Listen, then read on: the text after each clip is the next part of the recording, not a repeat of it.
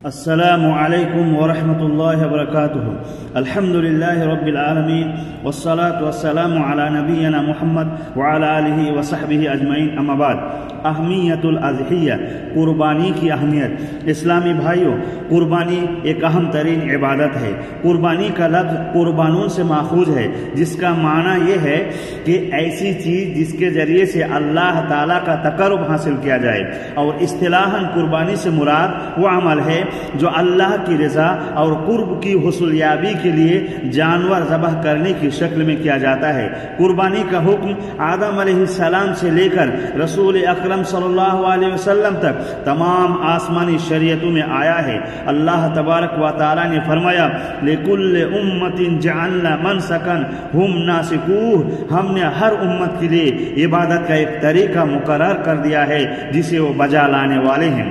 قربانی کا قصہ قرآن کریم میں حضرت ابراہیم علیہ السلام اور بیٹا اسماعیل علیہ السلام کا مشہور ہے کہ حضرت ابراہیم علیہ السلام رب کی رضا، خوشنودی اور حکم کی تعمیل کے لیے بیٹے کو اللہ کی راہ میں قربان کرنے کو تیار ہو گیا، تو رب العالمین نے ان کے کردار، تسلیم و رضا، خلوصیت قلب اور بے مثال نمونہ کو اس درجہ قبول کیا کہ بیٹی کی جگہ دمبہ کو ذبح کرنے کا حکم دیا اور رہتی دنیا تک کے لیے اسے سنت قرار دے دیا۔ اس عظیم سنت پر نبی کریم صلی اللہ علیہ وسلم نے ہمیشہ عمل کیا اور اہل اسلام کے لیے سنت قرار دیا۔ رسول پاک صلی اللہ علیہ وسلم نے اپنی امت کو تاکید کرتے ہوئے فرمایا، اے لوگو، ہر سال ہر گھر والوں پر قربانی ہے۔ استطاعت کے باوجود قربانی نہ کرنے والے لوگوں کے بارے میں آپ صلی اللہ علیہ وسلم نے فرمایا کہ جو شخص استطاعت کے باوجود قربانی نہ کرے وہ ہمارے عیدگاہ کے قریب نہ آئے۔ صحابہ کرام بھی اتباع رسول میں قربانی کا اہتمام فرماتے تھے۔ ابو امامہ بن سہل رضی اللہ تعالی عنہ نے بیان کیا کہ ہم مدینے میں قربانی کے جانور کو پرورش کر کے موٹا کرتے تھے اور دیگر لوگ بھی انہیں پال کر موٹا کرتے تھے۔